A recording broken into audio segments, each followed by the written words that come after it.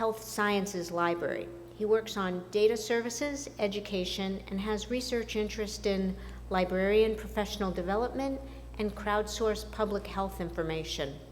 He will speak on diversifying librarianship through a data services internship for BIPOC graduate students. Hello, everyone. Thank you for having me. So before we start talking about the internship that we do with graduate students, I wanted to talk a little bit about our structure and where we are working in the context of our work. So we are the National Center for Data Services, and we're part of the network of the National Library of Medicine. So what we all do is do education and outreach for the National Library of Medicine, talk about the products and resources they developed. We develop our own resources and classes and offer those for free from federal funding.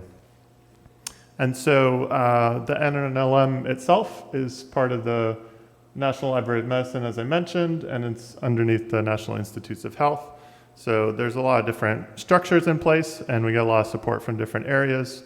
But basically, just wanted to show you that graphic and see how it all stacks up like that. So this is our team. We actually have a center of 2 people, myself and Peace Awesome, who is our associate director. And we are based in NYU's Health Sciences Library. Elisa Serkis is a department head there and is our director for the center that we work in. And Debbie Peters helps with our administration.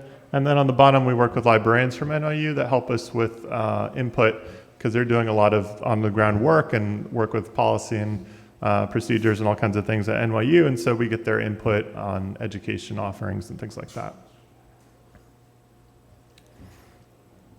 And so our whole goal as a center aligns pretty nicely with NLM's goals. And their goals are to accelerate discovery and advance health by providing the tools for data-driven research and to build a workforce for data-driven research and health. And so part of what we're doing is with this internship and other offerings is trying to develop capacity to conduct data science and deliver data services in health information communities, and to coordinate efforts and partner with other organizations to maximize our impact. So we're always working with other institutions and librarians across the nation to help put together educational resources and classes and things like that for everyone to use for free. And so we have a little constellation of offerings, and our main audience is medical librarians who are starting out in data services, don't have a lot of experience in the area. Maybe they're doing it officially in their job role, or maybe not. But we're also open to others. So we've also had researchers and others in our classes, especially with more general topics like the DMP tool and things like that. We'll have different kinds of audience members. So we have beginner trainings, like an 8-week class on research data management. We're building a new one on data science. We have continuing professional development opportunities, like on-demand modules where people can learn at their own pace, webinars and discussions. We've done a lot of work on the NIH policy recently about data sharing. And we also create reference materials like a glossary of terms that are normally used in data services, so people who are just starting out can look up those terms and see references to them. And all this work is done online. I work remotely with all my colleagues, and we put all this together online and offer it for free to anyone who can attend. And so our internship program grew out of a collaboration that we're working on called Leading the Charge. And so the full title is Leading the Charge, Advancing the Recruitment, Retention, and Inclusion of People of Color within the Library and Information Science field. So this was a grant that was housed at Hampton University's Harvey Library, and Tina Rollins there was the PI on the grant. And they're basically creating a team to put this work out in different institutions across the nation and help develop and implement sustainable and successful core practices and initiatives that can help to change, evolve, and improve the experiences of people of color working within the field. So they're doing this across librarianship, and we're doing it with this internship within the data services area. So NCDS, the center that we work with, was selected as one of the 10 participant institutions in this initiative, and Peace worked with Tina and others on leading the charge to get information on how to do an internship, how to recruit, how to advertise, the language that's used, and the support that's needed for this population. So we got help from Dr. Miguel Juarez at the University of Texas, El Paso. He was our EDI initiative consultant and met with Peace to talk about how to craft this internship and put it together and get proper recruitment for it. So we're glad for their help and glad to be a part of this program. This internship we offered for the first time last year and we'll continue offering every year for the near future. So talking about this internship, I'm going to have some information from last summer, and it's going to start again next week, actually. And then I'll tell you about the next round in case you have students who are interested or you want to partner with us as a site. So summer of 2022, we launched this for the first time. It's a 10-week paid opportunity for graduate students in library and information studies. And interns break up into teams. They join a partner organization that we work with, and they work on their own specific individual projects. And then they reflect on what happened, they give a presentation, and we encourage them to do presentations at conferences and do publications afterwards. So we created this internship for grad students because the ability to provide data services is now a part of many job openings. You can see on jobs requirements for knowing about data, knowing about different programs and things like that. And so our goal is to provide practical experiences to interns that include soft and hard skills needed to enter the data librarian positions that we see posted, including knowing how to work on a team, understanding the data lifecycle, working with data. We also talk to them about crafting resumes and CVs and doing interviews and things like that. So in an effort to diversify the profession, we focus this internship entirely for students from historically excluded racial and ethnic groups, so they can experience working in data librarianship in a health sciences context and get that kind of information available to them, see if it's something that they want to do after their graduation. So these internships are entirely online. It's possible that if we have opportunities in the future that line up, they could have some site visits and things like that, depending on which institutional partners we have and where they're coming from. We accept students from all across the United States. So we will work on that in the future and try and get them connected in person too, but right now it's all online. And so in addition to working on specific projects with mentors, so for example, we partnered with the Data Curation Network and we gave them 2 interns last year and they did work with them. We also work with the students throughout the internship. From the center's perspective, we meet with them weekly and give them workshops on technical things like SQL and Python and APIs and things like that. But then, as I mentioned before, information on navigating the job market and publishing their research, just to give them a holistic view of what it's like to be a data librarian. And then we have regular check-ins where they can have discussions and give feedback and things like that. And we're still working on fostering that kind of community where they can feel free to connect with each other and to make professional connections with the mentors and other people that we know to kind of grow that community. So we're inviting some of our interns back from last summer to talk to our new interns and hopefully have a little community there started. Following the internship period, we also provide funds for interns to publish or travel to present their work. So part of the funding that we're getting, we're offering to them to go to conferences like this. So I mentioned this, so I might not spend too long on this slide, but basically it's a 10-week summer internship, and it's expected that they would work 10 hours per week at $20 per hour. And types of projects, so I'll mention some specifics later, but basically structured activities including data cleaning, structuring, analysis, visualization.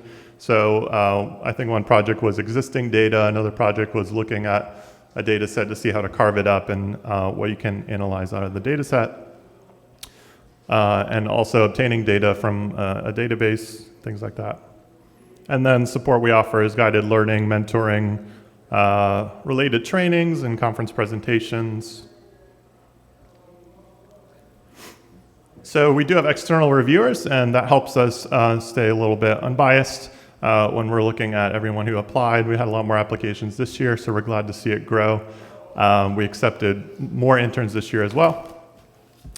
And so we look at sort of their interest in the internship and how the internship will benefit them, obviously, but also their experience working with or seeking to learn about data or providing data services. Some people are really interested in going to this area specifically. Some people don't know anything, but if they have the interest that's there and want to learn about it, that's fine. Sometimes people will just be like, well, I've already done like 4 or 5 things and might as well add this to my list. And we're not so much looking for them to kind of just round out whatever things that they think they should put on a checklist or something like that. So people are really interested, and last year we were lucky to have 8 interns who are really motivated and interested in what they're doing. So our timeline is basically they apply in March, we do acceptances in April, we have to do a lot of administrative stuff in May, and so we start the internship and go from June through July in the early part of August. And that is when they do their presentations and reflections at the end of the internship. And then that following fall, we encourage them to publish, present, whatever is possible. We're going to talk to them about MLA chapters, Medical Library Association chapter meetings, and other conferences. But I'll mention more about that in a second. This year, we received 60 applications and accepted 12 interns to start next week. We also received 7 partner site applications and accepted 4. So basically, we're growing this program a little bit this year and hopefully can continue to grow and like scale up with us as the coordinators and site organizations as the mentors that are doing most of the work with the interns.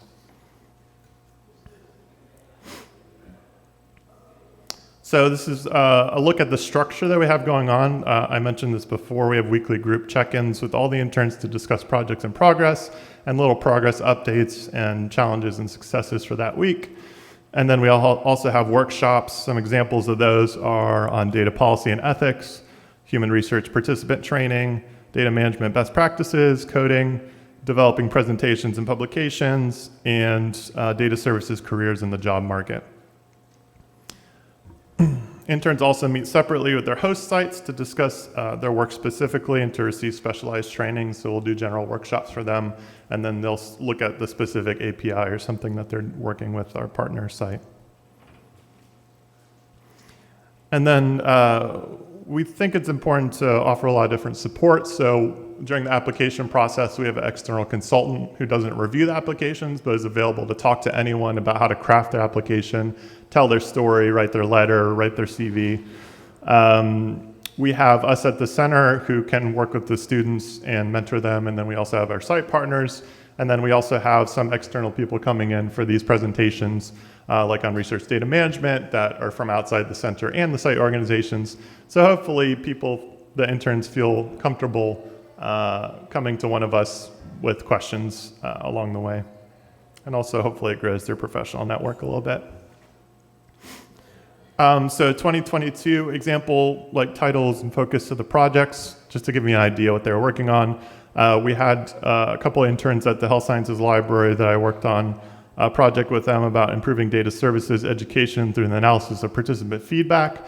And so they got survey results we had from classes from the library there for a few years, and basically asked them like, what do you think is important in this data? Help you look at it and do analysis and recommend improvements to the classes and improvements to the survey. We partnered with the National Evaluation Center, which is part of the network of the National Library of Medicine, and they're working on the effects of COVID on a number of Latinx-centered NNLM sub-awards, so basically seeing where the money's going and what part of the country and how that aligns with demographics and things like that. We also partnered with Data Curation Network last year, and we will again. The bottom two will have partners again this year. DCN was working on a clinical trials data primer. They did finish that and publish that, and a primer for researchers on how to manage data. That's also available now. And to give you a more detailed look at a project this year, so one of our site partners this year is the Cary Institute of Ecosystem Studies, and they're looking to basically predict disease outbreak by looking at annual populations. And so they'll be working on creating tidy data with the interns, working with exploring biological, ecological data about mammals, using R, Python, et cetera, and doing visualizations. So a particularly interesting project. A few of us at the center are like, I wish we were working on this project instead of the interns.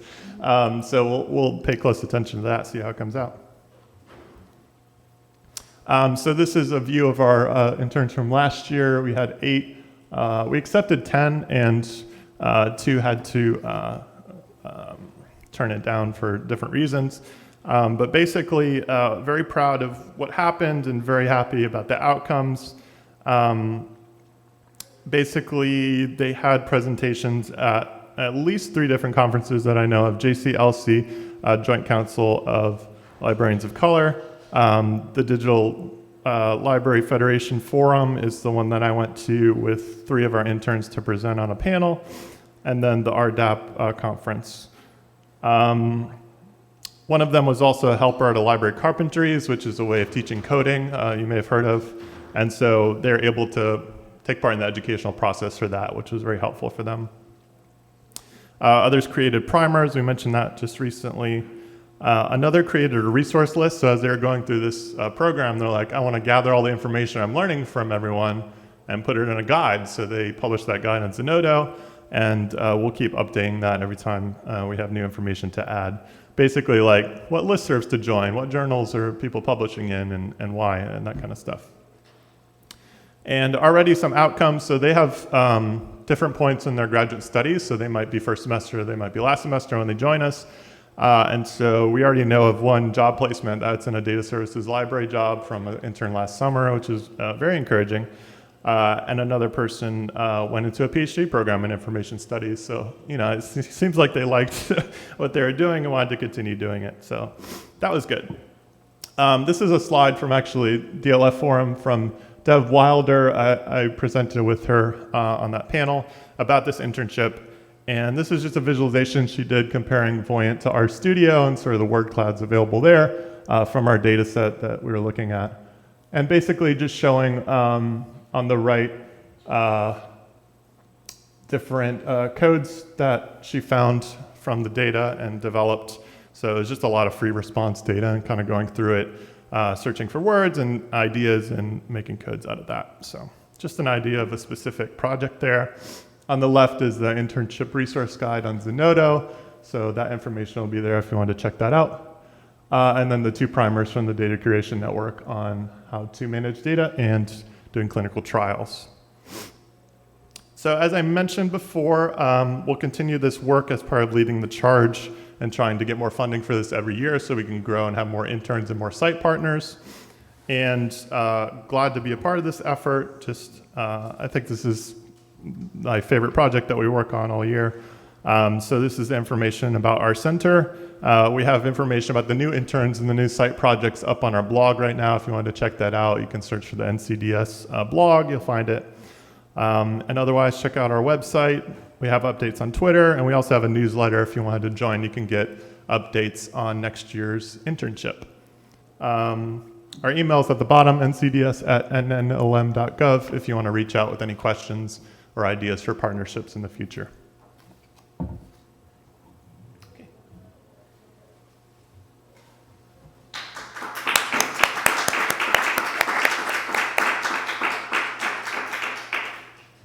All right, thank you very much, Justin. Next up, we have Winny Nekesa AKULLO. Winny is a records manager at the National Social Security Fund of Uganda, where she oversees the digitization and provision of data and information services. She holds a master's degree in information science, postgraduate diploma in demography and statistics from Makerere University, and postgraduate diploma in international relations and diplomacy from Nkumba University. She's actively involved in IASSIST and is currently the IASSIST Africa Regional Secretary. She's presented at both local and international conferences on data management, linked data, and digitization. Today, she will speak on the role of data in the fight for social justice in Uganda. Thank you very much, Sarah. Good evening, good afternoon, and good morning.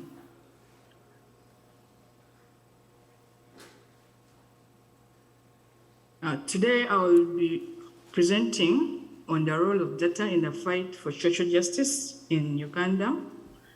My presentation will have a brief background, the aim, objective, the aims, and then objectives, the challenges, as well as proposed strategies on how we can enhance a dissemination of this data.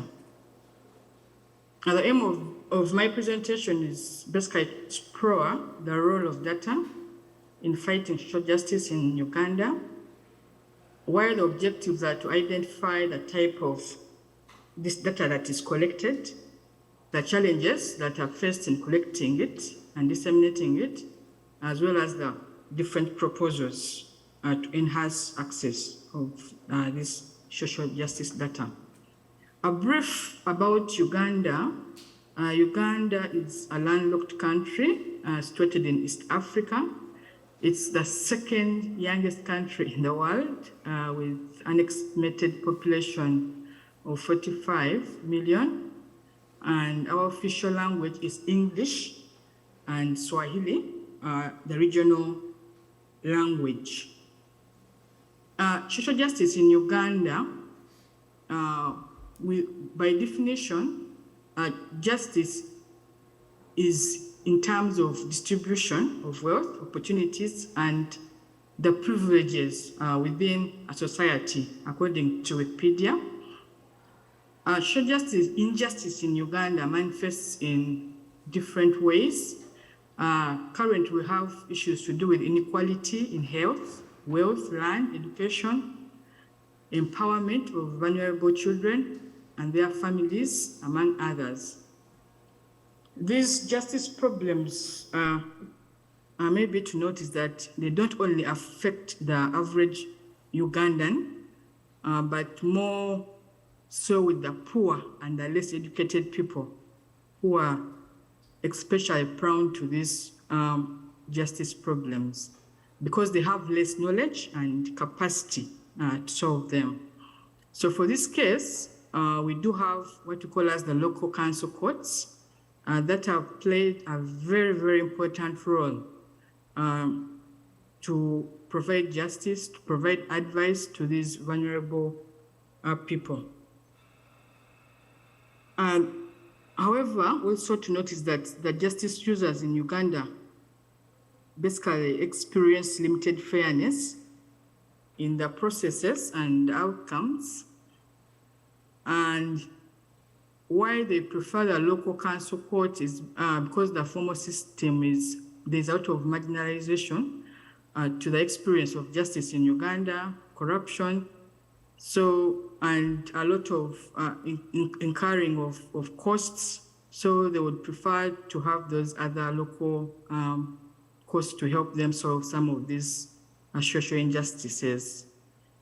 And just a small minority of these problems actually, as I've indicated, end up in the courts, which were out of reach before, physically and economically. So when you look at that picture, that's one of the courts in Uganda, and the T-shirt somewhere behind someone is demanding for transparency and accountability for health funds. Just to mention is that data and social justice have always intersected, they feed each other, and the role of this data in fight for social justice in my country, in Uganda, is very, very, very critical at the forefront of social justice movement. When you look at our SDG 16, it provides for access.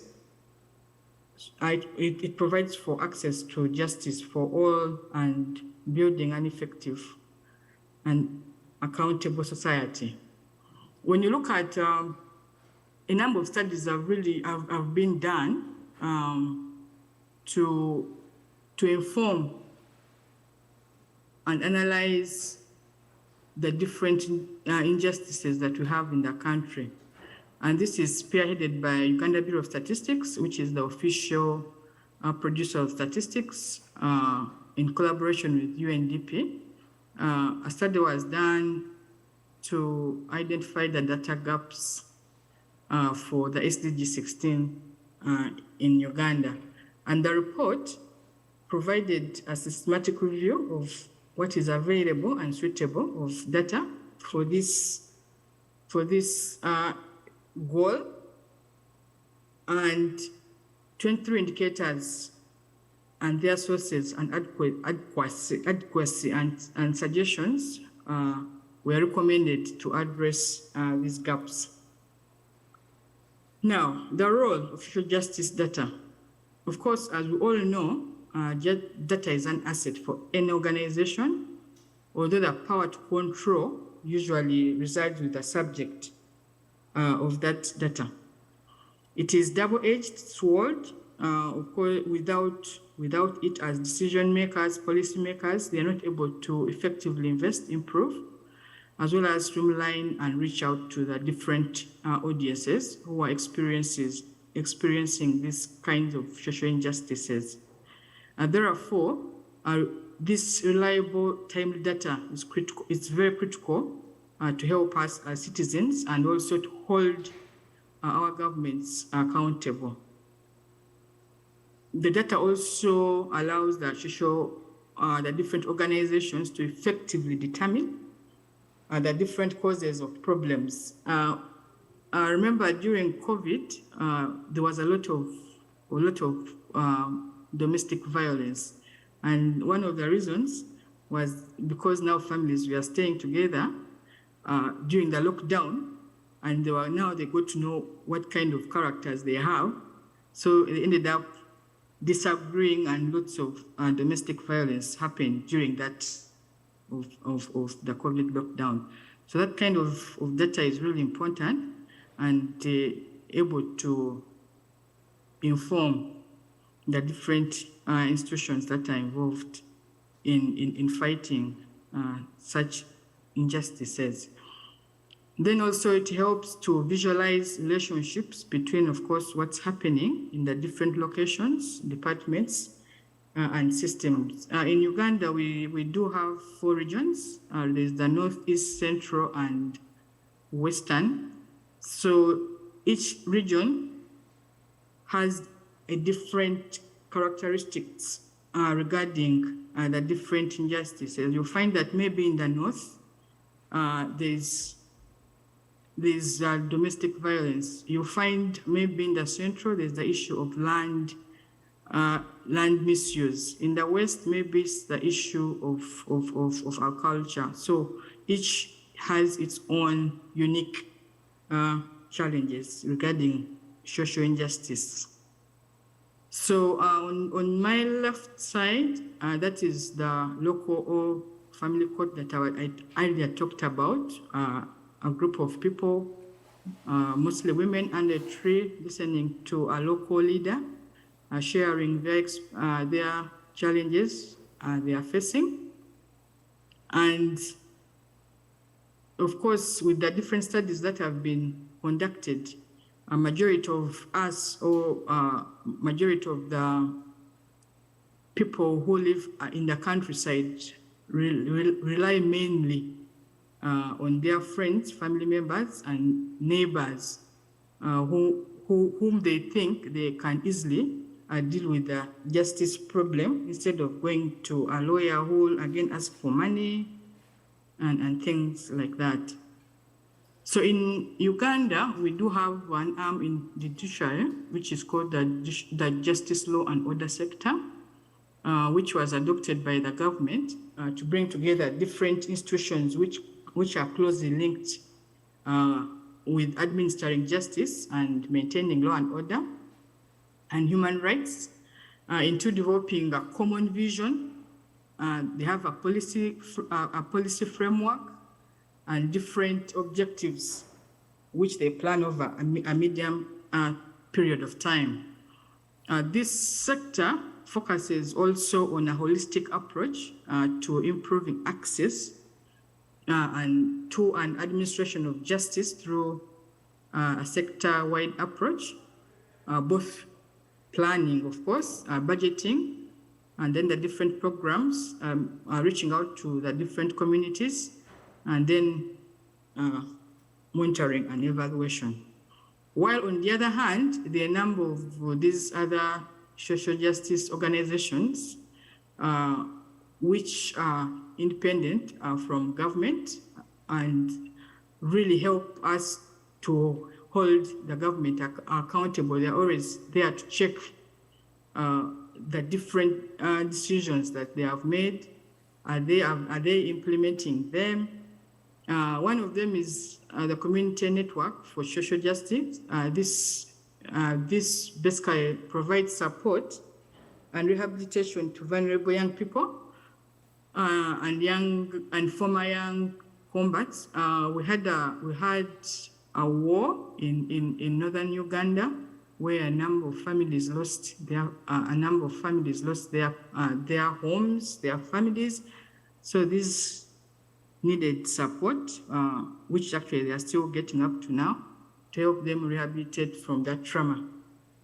Then the other one is Center for Health, Human Rights and Development, which focuses on critical issues regarding human rights and also health systems in East Africa.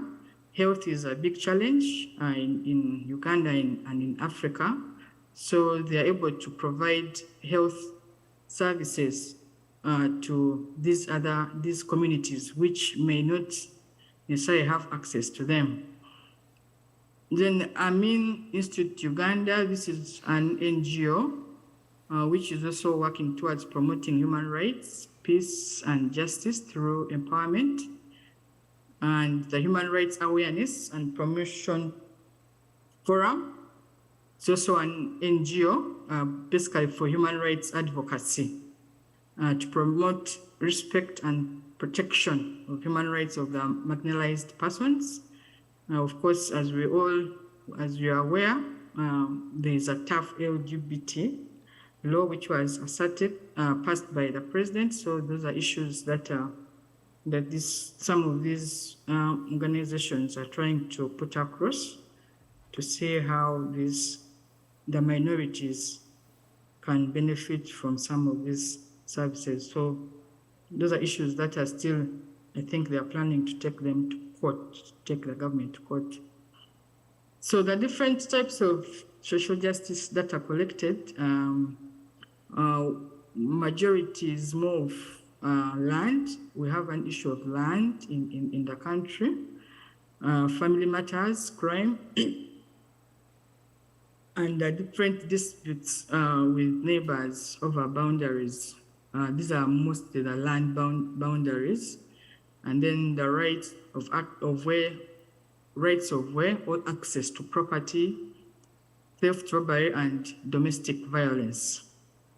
So what the justice law and other sector has done, they have been able to develop a dashboard which is used to display the data on performance of the formal courts, and then the core justice problems that are voiced by the people on social media.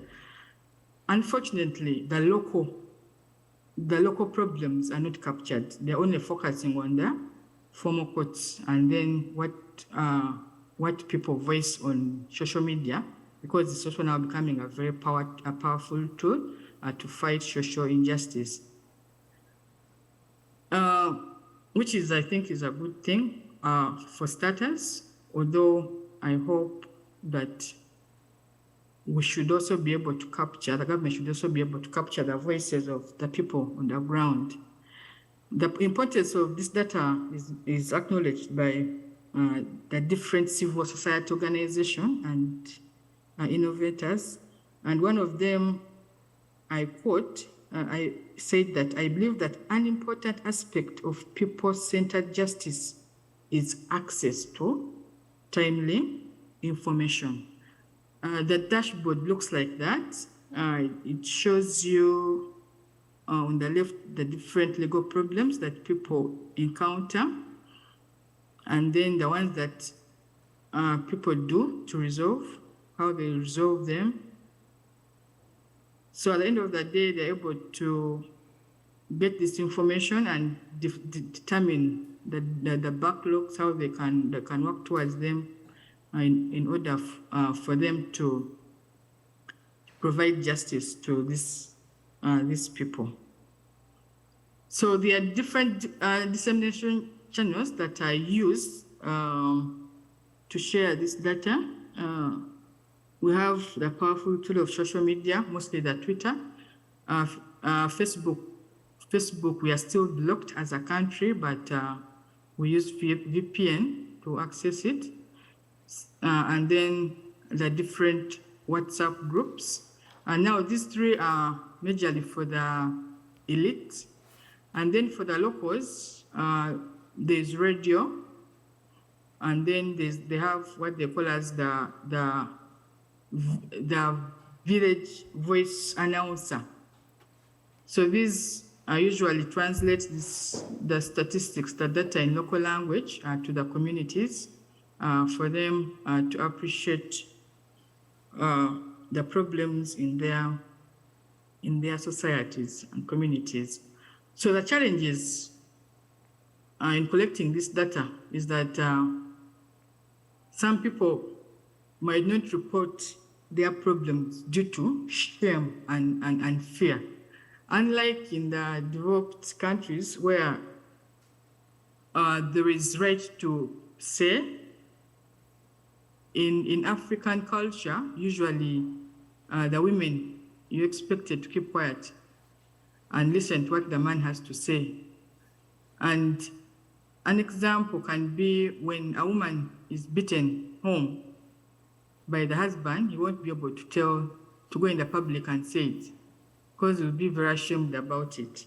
The same applies to when someone has spent time in prison and has had problems, for example, with maybe the authorities. Such a person will fear, even if you go and ask data from such a person, will fear to tell you, because he or she might think that once she tells you, the authority will come for him and maybe put him back in prison.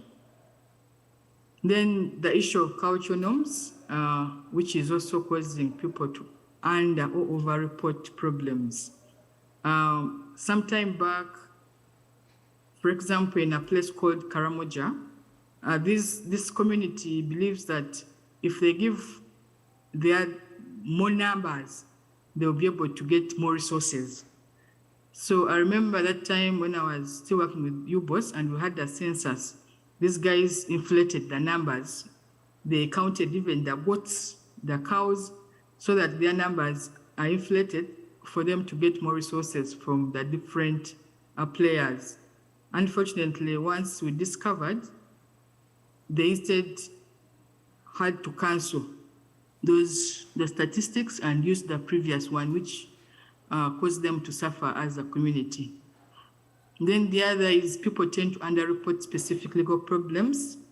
This, of course, is mostly domestic violence, and this goes to the men. Here, African culture, if a woman beats a man and you go and tell and report, you will be seen as a weak man. So such men keep those cases to themselves. So what we need to do is to invest in trust with these people, and build relationships so that they're able to easily share their problems with us, and then also prioritize the production of good information from the different data, and build a case for the government. In conclusion, data is power, and it has been used as a weapon of discrimination for far too long, but in the right hands, it can also be the fighting sword that slashes social inequity and racial injustices.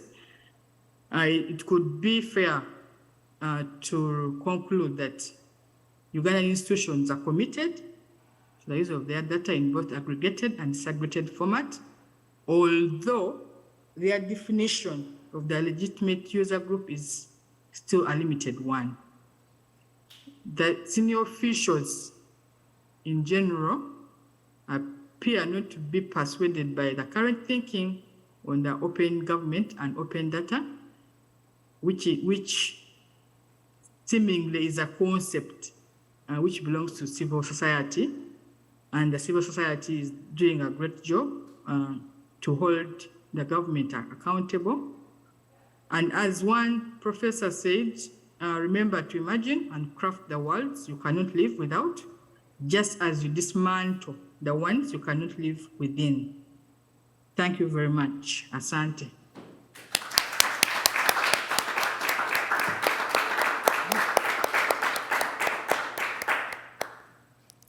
Thank you very much, Winnie. Our last presenter is Sharon Bolton. Sharon is the Data Curation Manager at the UK Data Archive and leads the data curation and metadata discovery teams. She leads the UK DS ELSST team, currently ELSST Service Manager for SESTA. Her talk is titled, Making Metadata Inclusive, Content Development in the European Language Social Science Thesaurus. Okay, thank you very much. I'm here today. I'm going to talk to you a bit about what we're doing with the European Language Social Science Thesaurus, or ELSST, how we're looking to make its content more inclusive, and how we're trying to recognise diversity in it as well. Okay. So if we start with just a bit about ELSST, its background and history. As we've heard, it's the European Language Social Science Thesaurus, and it's hosted on the SESTA website. It was originally based on the UK Data Archive's Humanities and Social Science Electronic Thesaurus, which some of you might be familiar with, and that's also known as HASSIT. And there was an EU project known as LIMBA, which is the Language Independent Metadata Browsing of European Resources Content, and that translated HASSIT into French, provided funding for the translation of HASSIT into French, German and Spanish to start with, and that was back in 2000, and from that we created ELSST. Now, ELSST is funded by SESTA, which is the Consortium of European Social Science Data Archives, and they've funded us since 2012, and they now host us on their website as well. ELSST is a large, wide-ranging, broad-based, multilingual thesaurus for the social sciences, and as you can see, it's got quite a wide range of coverage here in the core social science disciplines. It also conforms to ISO standard 25964, which is the international standard for the development of thesauri and also their interoperability as well. ELSST is multilingual, and the translations are contributed by organisations who are known as the SESTA service providers, and these are basically member organisations of SESTA who are mostly the national data archives of their country. SESTA currently has, I think, 22 members and observer, and they're drawn across from countries across Europe, both EU and non-EU.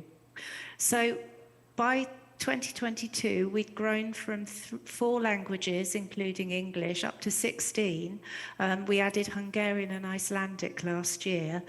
So you can see that ELSST is a very big resource indeed for the social sciences. And it's available under a Creative Commons share-alike 4 license, and you can download the whole thing from Zenodo, or you can download individual concepts from the ELSST website as well. Okay, so what we do with content development in ELSST, this is very much a collaborative thing. Obviously, as research develops, we need new and updated concepts to ensure that we're able to cover the resources that need keywords added so that they can be found in catalogues and portals. And obviously terminology changes over time as well, so we need to update some of the keywords that are in there to make sure that they remain current, as well as adding new ones. We also need to collaborate with our international partners to ensure that the items that we add in terms of concepts, terms and hierarchies are meaningful across all the ELSST languages and within the different countries that the translations are drawn from as well. So what we do is we have a core content development group, and we meet fortnightly, and all our ELSST translators are invited. It tends to be a core group of translators who attend, and that means that we can cover a great deal of the languages in ELSST very well and listen to everybody's perspective and so on. We held ELSST translator meetings are held bi-monthly, and that's the wider translator groups, and they tend to be more general meetings where we cover updates to ELSST, what's going on, what kind of thing, finding out what we want to focus on, technical developments and so on. So that's wider than the core content group. At the moment, we only make one annual release of ELSST, and that's the only way that's currently possible because of translation timescales. Now, we appreciate that this can be frustrating, especially for people who suggest terms and updates to us, because of it may be a whole year before they see their suggestions come to life. Translation timescales, obviously, we have to not only allow time for us to develop and refine the content that we want to add and update, but also we need to give our translators time to work on the materials as well. At present, we are unable to fund translation directly, so all our translators are personnel from ELSST, it says to service provider organisations. And while on the one hand this is really good because it means that all our translators have a social science background, the disadvantage is that they have to fit this work in around the other work that they have to do as well. So we have to allow plenty of time for them to be able to complete it. And for the same reason, some languages might not be fully updated each year due to resource constraints. So we try to be as flexible as we can with the translation schedules. Okay, moving on to inclusivity. We are aware that some of the terms and hierarchies that are held in ELSST are really in need of update now. And of course, with the rise in popularity of different terms for gender and sexuality and so on, we felt that this really needed to be reviewed so that we could become more inclusive and recognise diversity in it as well. Why did we want to update this? Well, Thesaurus are composed of words, and language changes with society, and we don't want to transmit any stereotypes and gender bias. We were aware that some of the terms in our hierarchies that cover this were no longer current, and not only are there better terms now available to describe that diversity, but also some of the older terms. Obviously, we didn't want to include anything which might be seen as hurtful or maybe insulting, even if they were terms which we use to describe identities within the past. Also, beyond just wanting to be more inclusive and recognising diversity, it was obvious that the coverage was no longer sufficient for such an expanding and nuanced research area as well. So I decided to embark on this work, and it's quite a daunting piece of work because it's a sensitive research area, and we really had to think hard about how to approach it and whether we could actually get everything right. Very luckily for us, one of our key ELSST translators, our co-author on this paper, Christina Bornatici, she has research expertise in this area. So we asked her to collaborate with us to make sure all the updates were meaningful and appropriate as well. And the first step that she took was to look at the existing terms and hierarchies and reorganise them into structure, and doing that she was able to find the gaps in coverage and define what needed to change and be added. She produced a draft hierarchy for us, setting out the new structures and illustrating the difference between the key concepts as well. And we found that working with an expert on the content development for this really increased our understanding of the area, in terms of personal identity, looking at the differences between sex and gender identity and orientation. And it really allowed us to work effectively on this. It took a while. It took us several months to get everything right, but we were able to make changes to the terms. Some we deprecated, some we relabeled, we moved them to a new hierarchy perhaps, or we added completely new terms and moved them so that they were in the correct structure. And importantly, because this is a changing research area, we created space for future editions as well, so that we left room for anything that we could that we would have to fit in the future. Okay, so the content development group met to discuss this regularly, and as I said, this took several months to refine. And what we did in order to make sure that we'd got definitions and so on correct, and we were putting things into the right structure, was we researched a range of sources, of which this list is just a few, in fact, and they were very, very helpful to find definitions. And the first one is the Homosaurus, which is an international linked data vocabulary of LGBTQIA plus terms. And we found that it's a very well-structured thesaurus that really helps with the discoverability of resources and information. And also, technically, it was quite useful because it provides the same linked open data formats as ELSST, SCOS, RDF, N-triples and Turtle and so on. And we also looked at some associations as well in the field. For example, the Academic Association, the LGBT Resource Centre at San Francisco, very useful glossary. The Very Well Mind site, that's more of a broad psychology web resource really, but it had a very useful glossary as well of sexual identity terms. And also the Gender Identity Research and Education Society had a guide to terminology.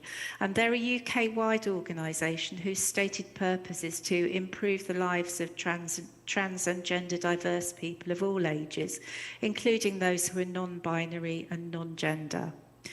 Obviously, when we're researching terms like this, they have to be relevant across all the ELSST languages. Different things may mean different words may mean different things in languages as well. And we did find that in some languages there were maybe no equivalent for the English term, and translators always, in those cases, translators always have the option not to translate a term and use the English version as well. So in the culmination of our work, we edited and updated the content, and our translators worked very hard on it, and the improved coverage went live in September 2022, and that was ELSST Release 3 on the CESDA platform. Okay, here's a couple of before and after screenshots of some of the changes, and it maybe help you to see them in visual terms. Here you can see that we have a very small identity hierarchy, and you've got some terms in that: cultural identity, gender identity, and so on. Well, gender identity on its own just is too vague to be fully included in the way that we wanted. Obviously there's not much room to cover all diversity in there. And this was what was available in ELSST version 2 and before, in other words, up to September 2022. And here's the after shot. This is what we released in the ELSST version 3, or at least a small part of it, in September. And you can see we've expanded the gender identity hierarchy to include a new set of useful terms. And we hope that this will enable researchers on gender and sexuality to provide more precise coverage for keywords for their research as well. And of course, this isn't a comprehensive list. We may need to include more, of course. And so this is just a screenshot of part of it, which may help you see some of the changes that we've made. Okay. Of course, when we revised the gender and sexuality terms, this led us to look at some of the other associated hierarchies that are used to define relationship status. And obviously, one size doesn't fit all. So one of the first things that we've done is to change marital status to civil status, and that's to make sure that we include civil partnerships and other legal unions. We also have looked at the different types of family structures and parental composition and the newer terms which much expand on what we currently have in ELSST. For example, single parent, nuclear families, multi-parent and so on, shared parenting, blended families and so on. And the phase of this particular hierarchy will be released this coming September, and there is more work to be done as well. And we'll be refining the structures and terms further, and this is going to be done in conjunction with a planned update of the demography hierarchy that we'll be doing over the next year as well. Okay. Updating terms and hierarchies just doesn't really cover all that we need to do to make sure that ELSST is inclusive, though. Obviously, as the philosophy underpinning all our changes that I'm talking about here is that we recognise diversity and we want to promote inclusivity. So the first step beyond the actual terms and structures has been looking at the definitions and the other notes that are associated with terms, for example, scope notes and usage notes and so on. And we looked at the English version just to see whether we had any instances of his, her, and he, she, and so on, and just changed to their and they, for example, and made some other changes to promote inclusivity. And now we've asked our translators to look at the equivalents across the languages, and obviously this is going to be a fairly slow process since resources are stretched. But we will support translators all the way through it, of course. The second step that we're now looking at as well is in ELSST, count nouns are generally expressed as plurals in the English version, and this is a convention that a lot of thesauri have as well. Now, count nouns, if you're not familiar with the term, that's when you refer to more than one person or thing, it has a distinct plural form in English. For example, books, teachers, or schools, and so on. Whereas non-count or uncountable nouns are words that don't have an actual plural form in English. For example, milk, bread, water, that sort of thing. Okay. And most of our translator language, not all of them, and there's a couple of exceptions, such as Hungarian and Slovenian, but most of the translator languages use the same convention of plurals, including languages that use gender in their nouns, and we've been looking at whether some changes might be needed there and working with translators. Okay, now before this slide, I'm going to have to apologise for the shortcomings in my French and German pronunciation, but please bear with me. Moving beyond ELSST for a moment, where languages use gender, often the masculine form may have been traditionally used, and that's now changing in several languages to become more inclusive.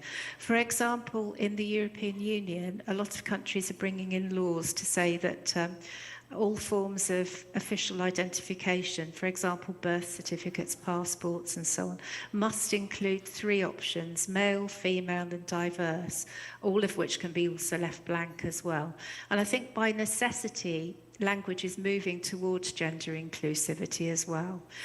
If we look at an example from German, they've introduced the gender star or genderstern, and that's an asterisk placed within a noun to indicate that it not only refers to men, but also women and non-binary people as well. For example, if you look at the German word for teachers, Lehrer is male and Lehrerinnen is female, and using the gender star in the middle there includes both forms. And not only the star is used, other characters are also used as well. For example, the /, the middle dot, or a colon. In French, the gender star is also used, but that's sometimes used after a feminine word. For example, teachers and becomes enseignante with the star at the end. And there's a middle dot and other character also used there as well. For example, you see the examples here.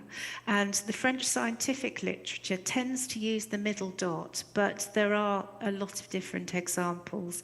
And obviously these aren't exhaustive examples. There may be different forms and different kinds across languages that are being used. It's really just to let you know that just an illustration that languages where nouns are gendered are looking at their languages to become more inclusive. And this hasn't been without controversy, certainly in Germany and France as well. Also, I mean, still at the early stages with changing languages to become more inclusive in ELSST. So while some of these examples may be used quite soon, we tend not to have any at the moment. We're just at the beginning of this journey. Okay, so what we're trying to do is we're aiming to make the changes as soon as possible, but it will take time. Obviously, we have to work out, excuse me, our methodology, and also work with our translators with resource constraints as well, and support them. So what we're doing with our translator documents is we're trying to provide policy guidance on gender inclusivity, and we're working very closely with our translators to make sure that it does work for them as well in their languages. They're free to use the characters such as the gender stern and middle dot and so on, as I described previously. But you can also use some other strategies as well, which we encourage them to think about. For example, using a term that doesn't have gender, such as leerpersoneel or leerkräfte or personnel enseignant, which rather than being the word for teachers, covers teaching personnel and teaching staff. So there are slightly different ways of thinking about it as well. Obviously, as I said, we're working very closely with our translators, and we listen to make sure that we're not trying to add anything unreasonable that won't work in their language and so on. A degree of flexibility is required. We look at the different practice across languages, and as I said,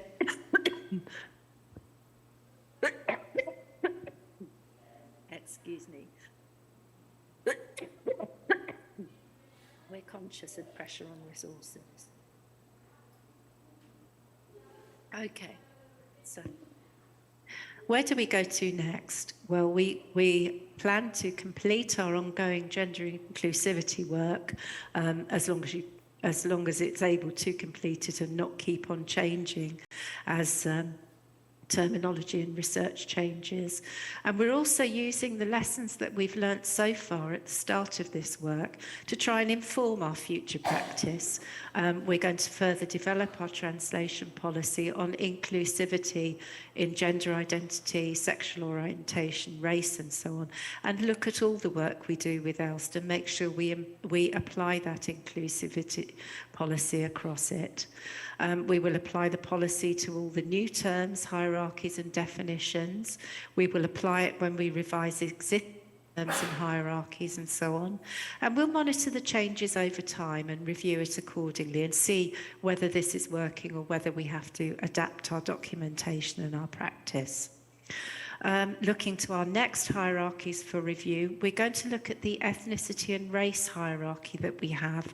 I mean, obviously that will be a very big job to revise as well. So the work that we've done with gender inclusivity has been very valuable as a basis for this. And as I mentioned, we've been working with some experts in the field of demography, and we will be revising that hierarchy next as well.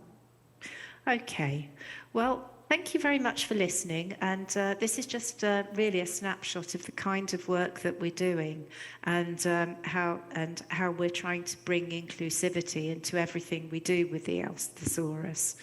Okay, so. Thank you, Sharon.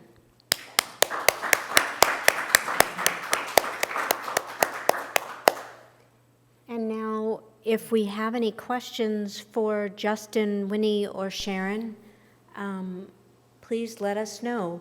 I've got a microphone for the people here in the room, or we can take any questions online.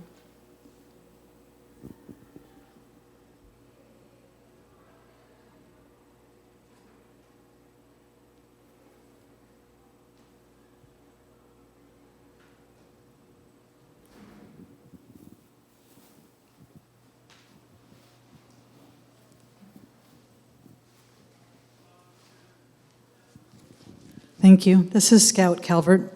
My first question is for Winny. Thank you for this super interesting dashboard and the insight into how people in Uganda are experiencing justice. I also appreciate what you said about people-centered justice is access to timely information, and I think that's everywhere. My question for you, it seemed like most people were finding resolution to their problems with the help of family and friends rather than, say, through formal structures, police and courts and so on. I wonder if you have any more insight or anything to share about how those informal modes of justice work. And I am thinking about, you also made a comment about the need for trust in governance and in governments and in legal avenues, which is also a problem we experience in the United States. So, but I think in the US we have less reliance on family and friends to help resolve problems, but there's an interest in doing more of that. So, through restorative justice and other kinds of programs. So can you talk more about how people informally resolve their legal issues?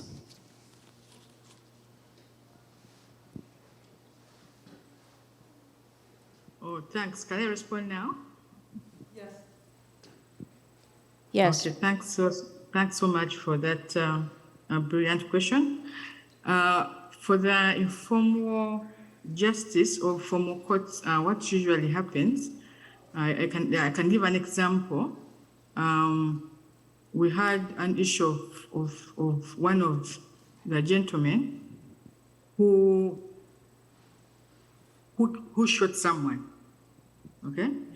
And if it was caught, it was definitely murder. So, because this person was from a very powerful family, they didn't convict him. He was given bond. So the family of the person that this person murdered protested, and they told him that they can only forgive him if he goes to their court, the cultural court, or what we call the local court. So this guy and his powerful family had to abide to that, and they were required to conduct some cultural cleansing. I don't know how I can explain that, but it's more of the African tradition. So this cleansing involves this gentleman to kneel down under a specific location, seek for forgiveness to the clan leaders and to the family of the guy who was murdered. And then this family has a meeting to decide whether this kind of confession and forgiveness is genuine. If they see it fit, then they are able to forgive that person. If they don't see it fit, then that person will be required to go back and try to abide what they require as the local port. So once this is done, then this it supersedes now the formal court for this case. So once this guy got the forgiveness from this family which was affected, they were required now to go to the formal court, and they informed the court that since we forgave him as a family, we don't have any case with him.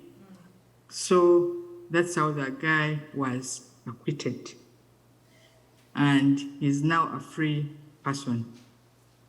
So that's how it's more of forgiveness.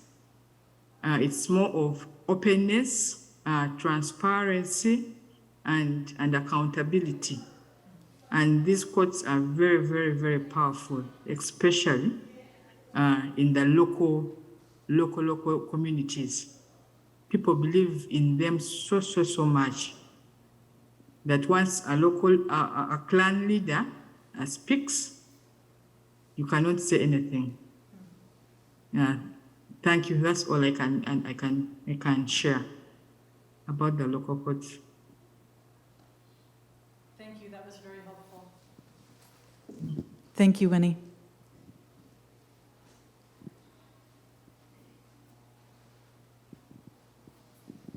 Okay, we have a couple of comments, questions from our virtual audience. Anja Perry says, perfect German pronunciation, Sharon, so good job. And then Megan O'Donnell. Megan O'Donnell has a question for you, Sharon. She's curious to hear if the Thesaurus plans to add context over the changing meaning of some of these words over time. NIH's mesh terms have done this a bit, and she's found it very helpful during research. Yeah. Well, we do have history and editorial notes in ELSST, which are available in our database. Sometimes they're only useful internally, but we can certainly have a history note to explain how the term has changed over time and so on. And I think with the work we're doing now, this is going to become more of an important thing as well. So yes, we do intend to add context, and we also may have scope notes as well, where we refer to different terms and say previously such and such a term may have been used. And the reason that we have different versions of ELSST now and deprecate terms between them is so that a link is provided, so that if a term has been deprecated for any particular reason, you can go back through the versions and see what happened with those changes there. And I think that's very important as well for the FAIR principles, because it means that organisations who aren't able to change their particular keywords in the metadata when we update, again, often it's due to resources, if they link that term, then it's not going to go to a dead link. You're always going to be able to find information term. But yes, I think the work that Mesh is doing is very interesting indeed. So we do plan to add contextual information. Okay. Does that cover it? Thank you. Are there other questions?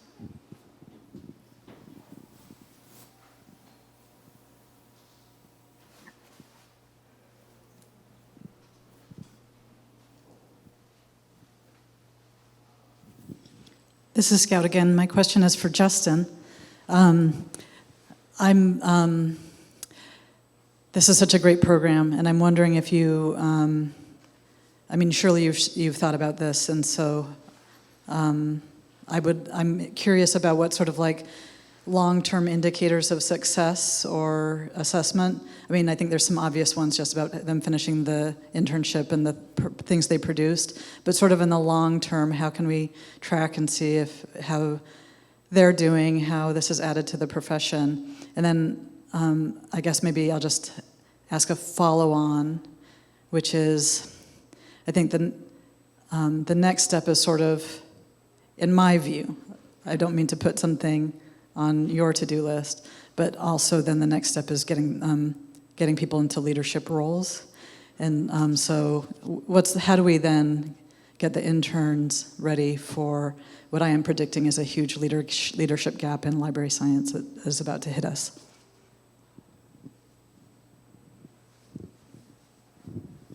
Thank you.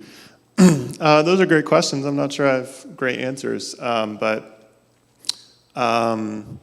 we have thought about tracking the success of the interns, and I'm personally interested to see how many go into roles in this area in medical libraries or other areas, and how many don't and go into other professions.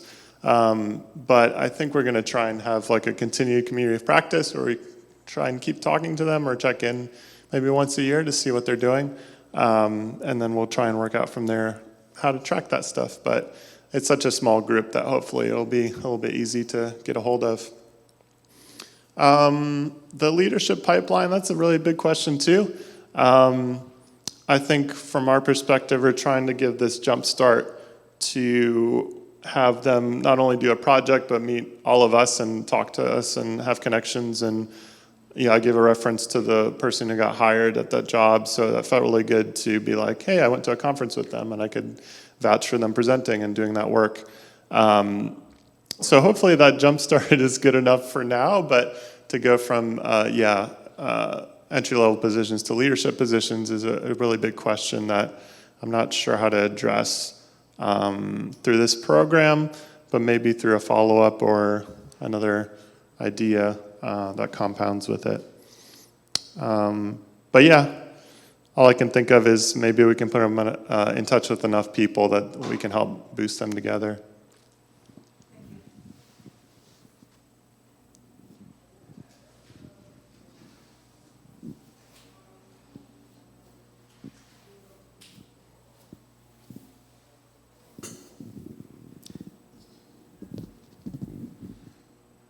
Any other questions? All right, well, I'd like to give one more round of applause to our presenters, please, and thank you, audience, for staying engaged and attentive.